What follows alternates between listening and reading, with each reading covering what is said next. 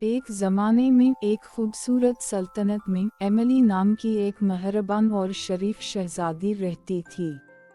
Emily اپنی ہمدردی اور تمام جانداروں کے لیے اس کی محبت کے لیے پورے ملک میں مشہور تھی۔ اس کا دل سونے جیسا پاکیزہ تھا اور بادشاہی میں ہر کوئی اسے پسند کرتا تھا۔ ایک دھوپ کی صبح شاہی باغات میں ٹہلتے ہوئے ایملی نے قریبی جھاڑی سے ایک ہلکی سی چیخ سنی۔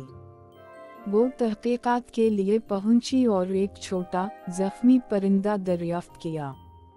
اس کا بازو ٹوٹا ہوا تھا اور اڑ نہیں سکتا تھا۔ بغیر کسی ہچکچاہٹ کے ایملی نے آہستہ سے چھوٹے پرندے کو اٹھایا اور اسے اپنے ہاتھوں میں پکڑ لیا۔ شہزادی نے زخمی پرندے کی دیکھ بھال کرنے کا فیصلہ کیا، اس کا نام اسکائلر رکھا۔